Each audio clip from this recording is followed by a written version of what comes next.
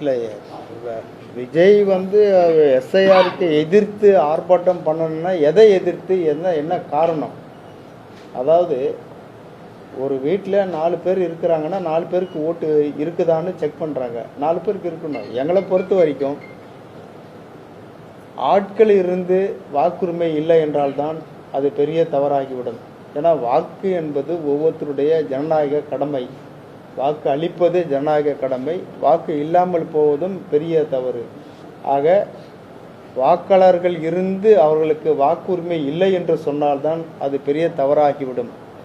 ஆக வாக்காளர்கள் இருந்து அவர்களுக்கு வாக்குரிமை இருக்க வேண்டும். எந்த விதமான வாக்காளருக்கும் வாக்கு இல்லாமல் போய்விடக்கூடாது என்றுதான் அதில் கவனமாக இருக்க வேண்டும். அதுதான் இந்த எஸ்ஐஆர் என்பது. மத்திய அரசு நடத்துகின்ற அனைவருடைய வாக்குகளும் இருக்க வேண்டும். அதாவது வாக்காளர்களுக்கு வாக்குகள் இருக்க வேண்டும். அதில் எந்த விதமான குழப்பங்களும் இருக்கக்கூடாது. இந்த நாட்டினுடைய ஒவ்வொரு பிரஜையும் வாக்களிக்கக்கூடியவர்கள், வாக்களிக்க தகுதியானவர்கள். அவருடைய வாக்குகள் வீணாகாமல், அவருடைய வாக்குகள் இல்லாமல் போகக்கூடாது என்றுதான் எங்களுடைய வாதம், எண்ணம்.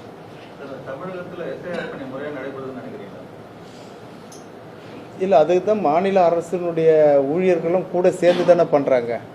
அதாவது சமூக சேவர்களும் கூட சேர்ந்து பண்ணுறாங்க. அதனால் அது முழுமையாக தானே இருக்கும், சரியாக தானே இருக்கும். அதில் தவறு நடக்கிறதுக்கு என்ன வாய்ப்பு இருக்குதுன்னு தான் எங்களுக்கு தெரியல. ஏன் தவறு நடக்க போகுது? அதில் மாநில அரசு ஊழியரும் கூட சேர்ந்து தானே இருக்கிறாங்க. அப்போ எப்படி அதில் தவறு நடக்கும்? தவறுனா என்ன நடக்கும்? தவறுனா யாருடைய வாக்கை விட்டு போகக்கூடாதுன்னு தான் நம்ம நினைக்கிறோம். வாக்கு விட்டு போச்சுன்னா அவங்க கேட்க போகிறோம்.